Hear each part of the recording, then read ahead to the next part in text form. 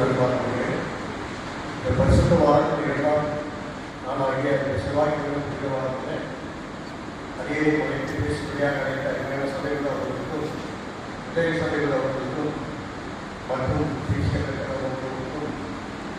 அவர்களுக்கும் செய்தியை புரியாத அனைவருக்கும் இடைமுறை இயேசுவினை நான் வந்து வாழ்த்துதலின் சோதனைகளை பெறுகிறேன்.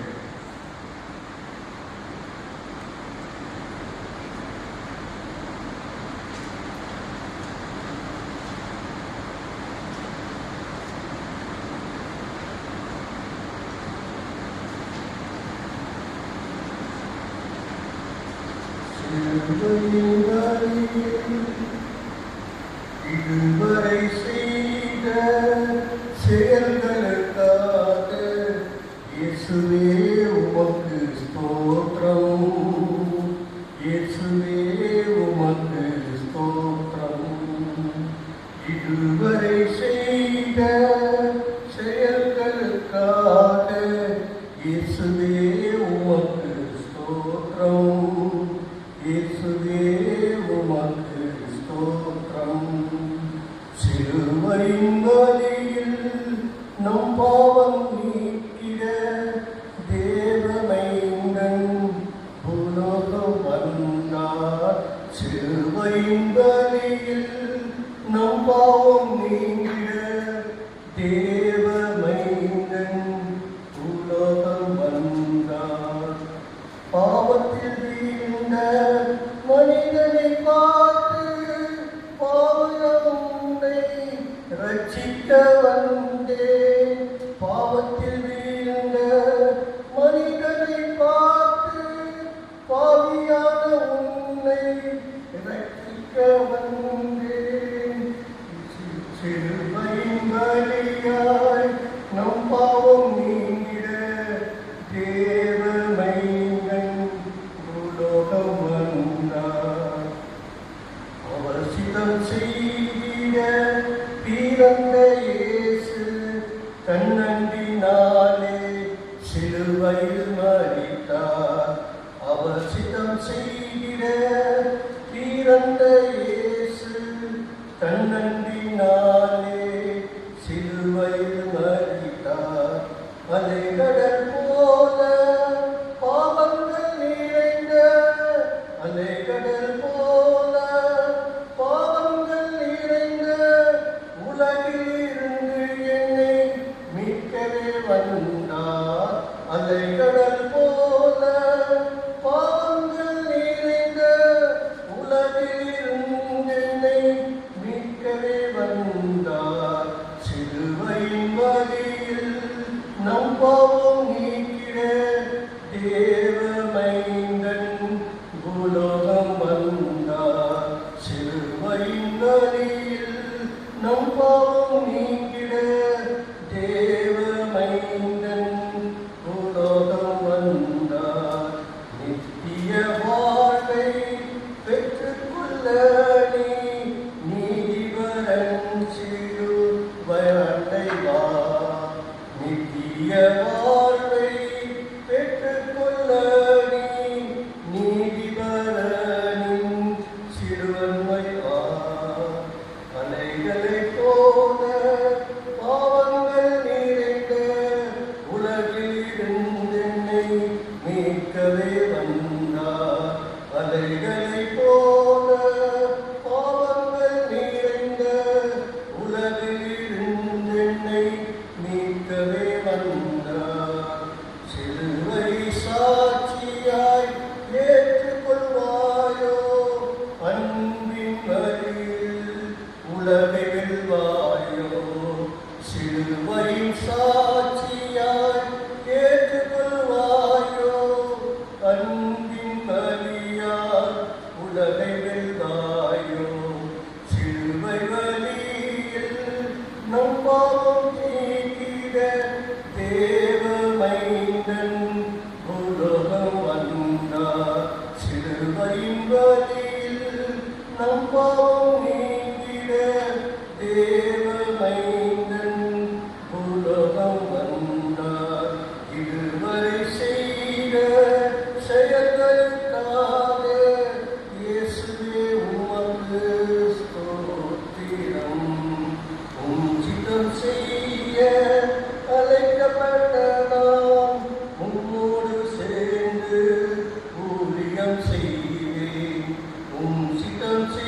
செய்ய அழைக்கப்பட்டதாம் உம்மோடு சேர்ந்து ஊழியம் செய்தேன்.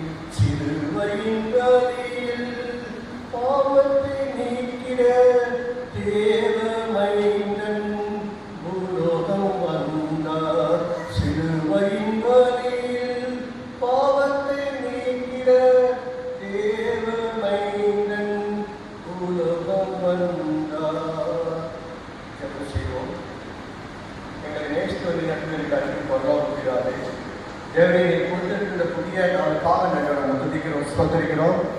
இந்த மாலை வேளையிலே பரிசுத்த வார்த்தையை ஆண்டவரே, நாங்கள் ஒரு சில நாளாக கூடி உண்மை துதிக்கும்படியாக உண்மை கொடுத்த கிருபைக்காக நன்றி ரட்சா. தேவரே, உங்களுடைய தெய்வீக பிரசன்னம் இந்த இடத்தில் வீட்டிற்கும்படியாக நாங்கள் செபிக்கிறோம். அப்பா கர்த்தர் எல்லாவற்றையும் அழகாக செய்து கொடுக்கிறவர், நிறைவாக செய்து கொடுக்கிறவர். இந்த நாளிலே இங்கே வந்தவர்கள் வெறுமனே திரும்பாத வண்ணமாக சத்தியத்தின் மூலமாக சத்தியத்தை கேட்டாண்டவரே, அதற்கு கீழ்ப்படிந்து நடக்க வேண்டும் என்ற வாஞ்சையும் அதற்குள்ளாக வரத்தக்கதாக ஆண்டவரே, அவருடைய கஷ்டங்கள் துன்பங்கள் பாடுகள் எல்லாவற்றையும் மறைக்கக்கூடியதாக இருக்கத்தக்கதாக நீ கிருபை செய்துள்ளோம். அடியை மறைத்துக் கொண்டு உடைய சத்தியத்தை நீ வெளிப்படுத்த வேண்டும் என்று எல்லாம் வல்ல இயேசு என்பதாக வேண்டிக் கொள்கிறோம். ஜெபம் கேளும் நல்ல பிதாவே, ஆமென்.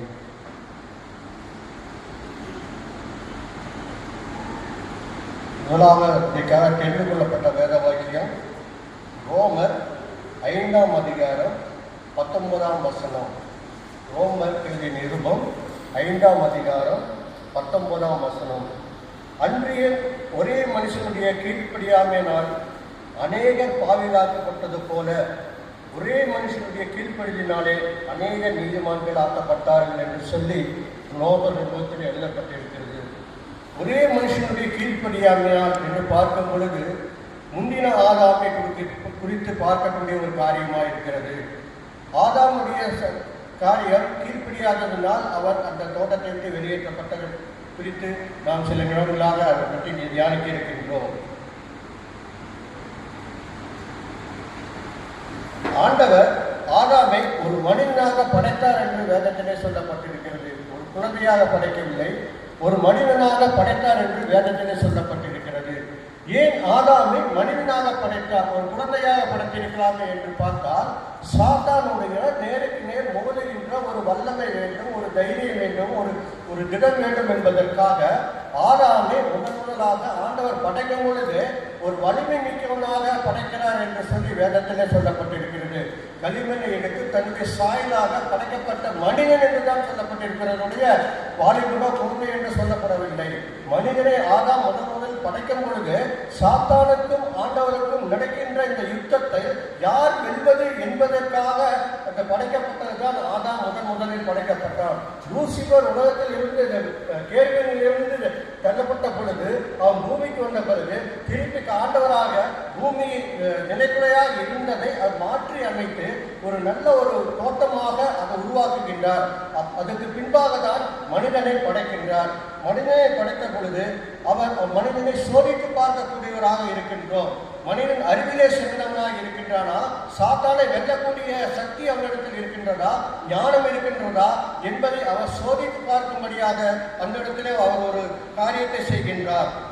ஆதியாகமம் 2ஆம் அதிகாரம் 19ஆம் வசனத்தை வாசித்தோம் என்று சொன்னால், தேவனாகிய கர்த்தர் வெளியின் சகல விதமான மிருகங்களையும் ஆகாயத்தின் சகலவித பறவைகளையும் மண்ணிலே உருவாக்கி ஆதாம் அவைகளுக்கு பேரிடுவான் என்று பார்க்கும்படி அவைகளை அவனிடத்தில் கொண்டு வந்தார். பாருங்க, அவருடைய அறிவை சோதிச்சு பார்க்கிறாரு. அவர் மனுஷனா படைச்சிட்டாரு, அவன் திடகாத்தமான மனுஷனா இருக்கிறான், தன் ஜீவ ஊற்றி அவனுக்கு ஒரு சக்தியை கொடுத்துட்டாரு. ஆனா அவன் சாத்தான எடுத்து நிற்பதற்கு அவனுக்கு ஒரு அறிவு இருக்கிறதா என்று பார்க்கும்படியாக, அவனை சோதிக்கும்படியாக மண்ணினால் செய்யப்பட்ட பறவைகள் விலங்குகள் போன்றவற்றை கொண்டு வந்து பொம்மை விலங்குகளை கொண்டு வந்து அவன்கிட்ட காட்டுறாரு. அப்ப ஆதாம் அதை பார்த்து ஒரு கேள்வி கூட கேட்கல, என்ன பொம்மையை கொடுத்து அதுக்கு பேரு வைக்க சொல்றீங்களேன்னு சொல்லி அவன் கடவுளை பார்த்து அவன் கேட்கிற, கடவுளுக்கு கீழ்படுத்தவனாக அந்த இடத்துல என்ன பண்றான், அதற்கு பேர் சூட்டினான் என்று சொல்லப்படுகிறது. ஒவ்வொன்றுக்கும் அவன் அந்த ஜீவ ஜந்துக்கள் ஆதாம் என்ன பேரிட்டானோ அதற்கு பேராக போற்றப்பட்டது என்று சொல்லப்படுகிறது. அன்றைக்கு சிங்கத்தை பார்த்து சிங்கம் என்று சொல்லியிருந்தால் இன்றைக்கும் அது சிங்கமாகத்தான் இருக்கும். நரியை பார்த்து நரி என்று சொல்லியிருந்தால் இன்றைக்கும் அது நரியாகத்தான் இருக்கும். எலியை பார்த்து எலி என்று சொல்லியிருந்தால் அது எலியாகத்தான் இருந்திருக்கும். ஆனால் நாம் பார்க்கும் பொழுது ஆதாமுக்கு எவ்வளவு ஒரு ஞானத்தை அந்த இடத்துல தேவன் கொடுத்திருக்கிறார் என்று சொல்லி நாம் சிந்திக்கக்கூடியவர்களாக இருக்கின்றோம். ஒன்றுமில்லை, இன்றைக்கு ஒரு குழந்தைக்கு பேர் வைக்க வேண்டும் என்று சொன்னால் 1 மாத காலம், அந்த காலத்துல எல்லாம் 1 மாதம் தாத்தா பேரை போய் பாட்டி பேரை போய் தாத்தா பேரை பாட்டி பேரை சேர்த்து போய் அப்படின்னு சொல்லி அப்படியே அது ஓடிட்டே இருக்கும். அப்புறம் கடைசியா பார்த்து அந்த ஒரு ஞானஸ்தானத்தில் அப்பதான் ஒரு முடிவுக்கு வருவாங்க. சரி சரி, ஒரு தாத்தா பேரை வச்சுட்டு உங்க பாட்டி பேரை வச்சுட்டு நடுவில் தான் ஒரு குழந்தை பேரை வச்சுட்டு அதை கூப்பிட்டுக்கலாம். அந்த தாத்தா பேரை கூப்பிட்டாலும் டே வாடா கூப்பிட்டா சாப்பிட கஷ்டமா இருக்கும். அதே மாதிரி பாட்டி பேரை சொல்லி டே கூப்பிட்டாலும் கஷ்டமா இருக்கும். அதில் நடுவில் ஒரு பேரை வச்சு அந்த பேரை கூப்பிட்டுக்கலான்னு சொல்லி அன்னைக்கெல்லாம் வந்து அப்படி நடந்தது. ஆனா அந்த காலத்தை மாறதுக்கு முன்னாடியே ஆதாம் என்ன பண்றாரு, உடனே அந்த ஸ்பாட்லயே கடவுள் சொன்ன அந்த ஸ்பாட்லயே ஒவ்வொன்றுக்கும் ஒரு பேர் வைக்கிறாருப்பாங்க. அப்ப கடவுள் அவர் நினைச்சபடி நான் படைத்த மனிதன் சாத்தானத்தை எதிர்த்து நிற்கிறதுக்கு தைரியம் உள்ளவன், ஞானம் உள்ளவன் என்பதை அவர் அறிந்து கொண்டார். அப்படியே ஆதாம் சகல நாட்டு மிருகங்களுக்கும் ஆகாயத்து பறவைகளுக்கும் சகல காட்டு மிருகங்களுக்கும் பேரிட்டான். ஆதாமுக்கும் ஏற்ற துணை இன்னும் காணப்படவில்லை என்று சொல்லப்படுகிறது. ஆதியாகமம் 2ஆம் அதிகாரம் 20ஆம் வசனத்தில் இதுதான் போடப்பட்டிருக்கிறது. ஆதாம் வந்து பேர் வச்சுட்டான். பேர் வச்ச பிறகு பார்த்தோன்னா எல்லா மனிதர்கள் என்ன பண்ணுது, பேர் சொன்ன பிறகு எல்லா அதாவது காட்டிலுக்கு இடத்துக்கு தனித்தனியாக கிளம்பி போயிருக்குங்க. அப்போ பார்க்கும்போது ஆதாம் மட்டும் தனியாக நின்றுட்டு இருக்கிறான். கடவுள் யோசனை பண்ணி பார்க்குறாரு, இது பேர் வச்சுன்னு எல்லாம் அது வேலையை பார்க்க போயிடுச்சுங்க. ஆனால் ஆதாம் மட்டும் தனியாக நிற்கிறாரு. இவன் தனியாக நிற்கிற போது இவனுக்கு அதாவது ஒரு துணையை நாம் உண்டு பண்ணணுமே, அதுக்கு என்ன பண்ணுவது என்று சொல்லி யோசித்து பார்க்கும் பொழுதுதான் மனுஷியை ஒருத்தையை நாம் உண்டு பண்ண வேண்டும் என்று சொல்லி கடவுள் நினைக்கிறார். மனுஷியை உண்டு பண்ண வேண்டும் என்று கடவுள் நினைக்கிறார். ஆகவே ஆதியாகமம் 2ஆம் அதிகாரம் 22ஆம் வசனத்தை எடுத்து வாசித்தோம் என்று சொன்னால், தேவனாய கர்த்தர் நாம் மனுஷனில் எடுத்து விழா எலும்பு மனுஷியாக உருவாக்கி அவர்கள் மனுஷனிடத்தில் கொண்டு வந்தார் என்று சொல்லப்பட்டிருக்கிறது. தேவனாகிய கர்த்தர் என்ன பண்ணாரு, ஆதாமுடைய விழா எலும்பை எடுத்து மனுஷியாக உருவாக்கப்படுகிறபடியாக அவர் செய்கின்றார். அப்பொழுது முதல் ஆபரேஷன் எங்கே நடக்கப்பட்டது? ஆதாமுடைய காலத்திலே ஆபரேஷன் வந்து நடந்தாச்சு. அதுக்கப்புறம் தான் வந்து ஆபரேஷன் எல்லாம் அன்னைக்கு என்ன நினைச்சு ஆபரேஷன் முதல்ல ஆதாமுடைய விழா எலும்பை எடுத்தாருனால அது ஆபரேஷன் பண்ணாரு அர்த்தம். அதை எடுத்து அதன் மூலியமாக மனுஷியை உண்டு பண்ணுகிறார். ஏன் அப்படி செய்ய வேண்டும்? எப்படி ஆதாமை படைச்சாரோ அதே போல ஒரு மனுஷியை உருவாக்கி இருக்கலாம்ல. களிமண் மூலியமாக வந்து தன்னுடைய ஜீவ மூச்சை விட்டு மனுஷியாக அவர் உருவாக்கி இருக்கலாம்ல. ஏன் ஆதாமுடைய எலும்பை எடுத்து அவர் உருவாக்க வேண்டும் என்று சொன்னால், அங்குதான் அன்பு என்ற ஒரு நிலைமை அந்த இடத்தில் உருவாக்கப்படுகிறது. ஆதாமுடைய எலும்பின் மூலியமாக தசையும் சதையுமாக உருவாக்கப்பட்ட அந்த ஏவாள் இடத்துல அன்பு கூறும்படியாக ஆதாமுக்கும் ஏவாளுக்கும் இருக்கக்கூடிய எல்லா சூழ்நிலைகளும் அவர் அன்பு செலுத்தக்கூடியவராக இருக்க வேண்டும் என்பதற்காக, ஒரு ஈர்ப்பு விசை இருக்க வேண்டும் என்பதற்காக சொந்த ஜீனின் மூலியமாகவே மனுஷியை படைத்தார் என்று சொல்லி வேதத்திலே சொல்லப்பட்டிருக்கிறது. அப்பொழுது ஆதாம், இவள் என் எலும்பிலும் எலும்பும் என் மாம்சத்தில் மாம்சமாய் இருக்கிறார், இவன் மனுஷனில் எடுக்கப்பட்டவனானால் மனுஷி எனப்படுவாள் என்று அவருக்கு பேரை சொல்றாரு அப்பவே ஆதாம். அப்போ அவருக்கு எவ்வளவு ஞானம் இருந்திருக்குதுன்னு பாருங்க. ஆதாமுக்கு சாதாரண ஆள் இல்லை. படைக்கும் பொழுது கடவுள் உலகத்தில் படைக்கும் பொழுது ஆதாமுக்கு ஒரு நல்ல ஞானத்தை கொடுத்து பலத்தை கொடுத்து தான் படைக்கிறார். ஏன்னா சாதாரண எதிர்த்து நிற்கும்படியாக இருக்க வேண்டும் என்று தெரியும். இதன் நிமிஷம் புருஷன் தன் தகப்பனையும் தன் தாயை விட்டு தன் மனைவியோடு சென்றிருப்பார், அவர் ஒரே மாமிசமாய் இருப்பார். அங்கதான் ஒரு பிரச்சனையே வருது. ஒரே மாமிசமாய் இருப்பார்கள் என்று சொன்ன வார்த்தை மூலியமாக ஒரு பிரச்சனை எங்க ஒருவனை நாம் காண்கின்றோம். ஒரே மாமிசமாக இருப்பார்கள் என்று சொன்னதுப்போ ஒரே சிந்தனை போல் இருப்பார்கள் என்று சொல்லி ஆதாம் ஏமாந்து போனதற்கு காரணம் இதுதான். ஒரே மாமிசமாக இருப்பார்கள் என்று சொன்னது ஒரே சிந்தனை போல இருப்பார்கள் என்று சொல்லி ஏவாள் வந்து ஏமாற்றுவதற்கு இந்த சிந்தனையே காரணமாக இருக்கிறது என்று சொல்லி நாம் எடுத்துக்கொள்ள முடியும். அன்றையும் ஒரு மனுஷனுடைய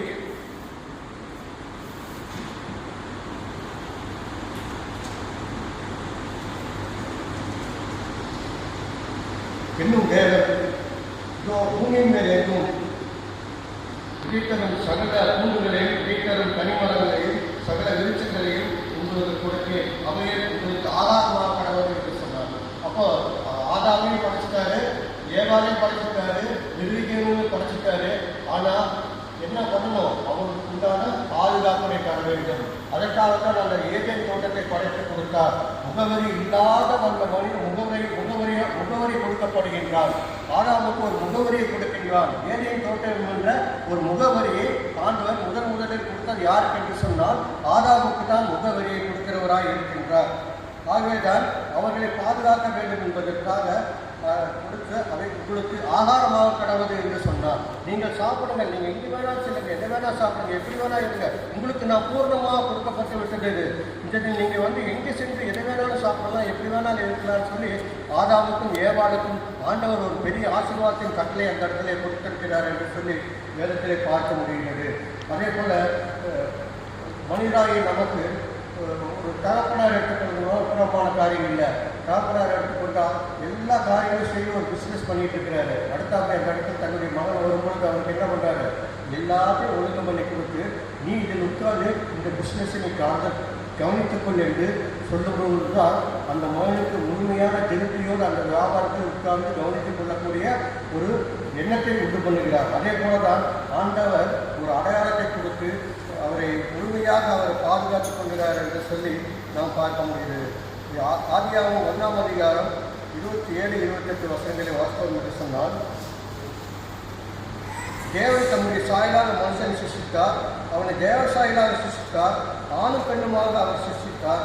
பின்பு தேவன் அவரை நோக்கி நீங்கள் பலுகி பெருகி பூமியை நிரப்புங்கள் என்று சொல்கிறார். தேவனுக்கு என்ன தேவை? தேவனுக்கு என்ன தேவை? ஒரு பெரிய சேனை தேவை. தேவனுக்கு சேனை தேவை என்பதற்காக தான் ஆதாம் ஏவாளை முதலில் படைத்தார். சாத்தானுக்கு எதிர்த்து நிற்க ஒரு சேனை தேவை. இயேசுவின் போர் வீரரை வெற்றி சொல்வேன் என்று சொல்லி நாம் பாடுகிறோம் என்று சொன்னால் ஒரு சேனையோடு நாம் சென்று அவரை வீழ்த்த வேண்டும் என்பதற்காக தான் அவர் இந்த பூமியை நீங்கள் பலுகி பெருகும்படி செய்யுங்கள் என்று. பின்பு தேவன் அவரை நோக்கி நீங்கள் பலுகி பெருகி பூமியை நிரப்புங்கள், அதை கீழ்ப்படுத்தி சமுத்திரத்தின் மச்சங்களையும் ஆகாயத்து பறவைகளும் பூமியில் நடமாடுகிற ஜீவ ஜந்துக்களையும் ஆண்டு கொள்ளுங்கள் என்று சொல்லி தேவன் அவர்களை ஆசீர்வதித்தார் என்று சொல்லுங்கள். ஆண்டு கொள்ளுங்கள், ஆளுமையை கொடுக்கிறார். ஆதாம் ஏவாளுக்கு அந்த பூமியை ஆளு என்று ஒரு ஆளுமையை கொடுக்கிறார். முதலில் அவர்களுக்கு ஒரு ஆளுமையை கொடுக்கிறார். அது மட்டுமல்ல, முதலில் ஆசீர்வாதத்தை தேவனிடத்தில் பெற்றவர்கள் யார் என்றால் ஆதாம் ஏவாள் தான். முதலில் ஆசீர்வாதத்தை பெற்றவர்கள் யார் என்றால் ஆதாமும் மனுஷியும் தான் ஆசீர்வாதத்தை பெற்றார்கள் என்று இப்ப வேதாகமத்திலே சொல்லப்பட்டிருக்கிறது. சரி, ரைட். இப்ப என்னாச்சு? ஜீவனங்களை படைச்சாரு, மனுஷனையும் படைச்சாரு, தொடர்ந்து எல்லாத்தையும் நிறைவாக்கிட்டாரு. அப்ப யாருக்கு பொறாம வரும்? எல்லாம் ஒரு குடும்பத்தில் நிறைவா இருக்கிறது யாருக்கு பொறாம வரும்? வீட்டுக்காரருக்கு தான் பொறாம வரும். ஆனால் அவங்க எல்லாத்துலேயுமே சந்தோஷமா இருக்கிறான், எல்லாத்துலேயுமே நிறைவா இருக்கிறான்.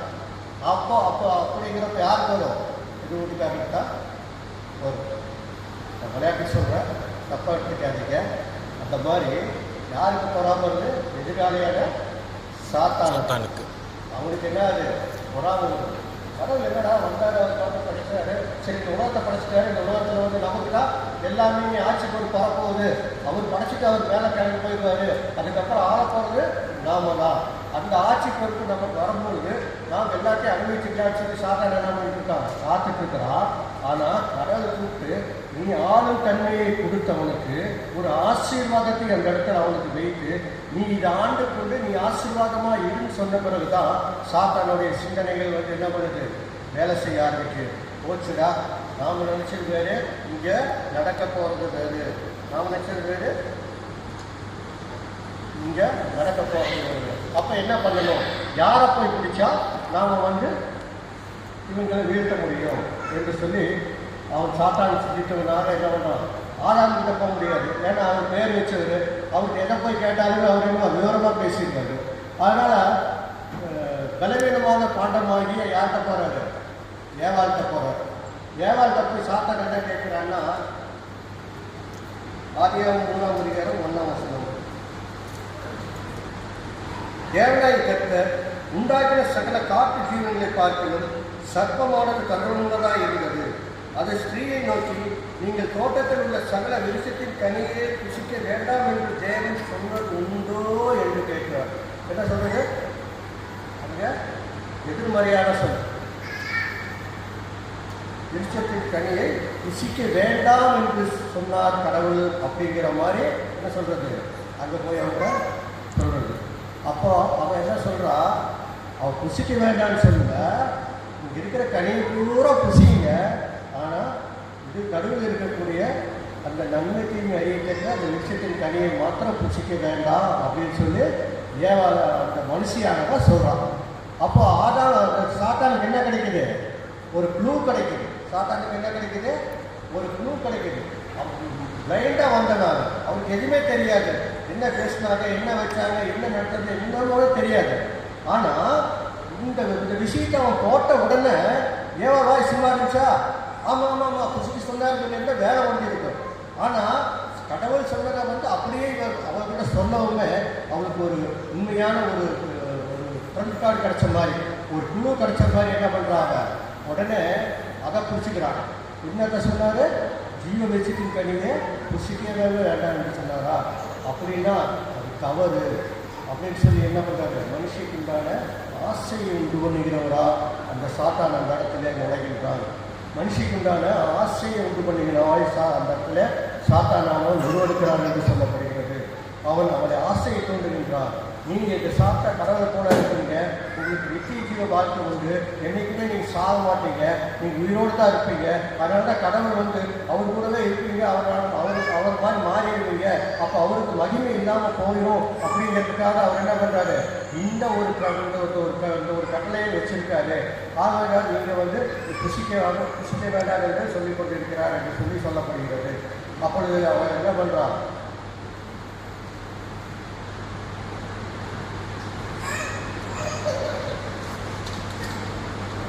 புசிக்க வேண்டாம் என்று சொல்லப்பட்டிருக்கிறது என்று சொல்ல முடியும். அவளுக்கு என்ன ஆகுது? உடனே அதன் மீது ஆசை தோன்றுகின்றது. பாருங்க, ஹாஸ்பிட்டலில் படுத்திருக்கிறாரு. ஹாஸ்பிட்டலில் படுத்திருக்கிறப்போ அவருக்கு மருந்து மாத்திரை எல்லாம் கொடுத்துருக்கிறாங்க. 10 நாள் ஹாஸ்பிட்டலில் இருக்கிறாரு. ஹாஸ்பிட்டல்லேருந்து வெளியே வரப்போ டாக்டர் சொல்கிறாரு, நீங்கள் இதெல்லாம் சாப்பிடுங்க, இந்த ஐஸ்கிரீம் மட்டும் சாப்பிடாதீங்க.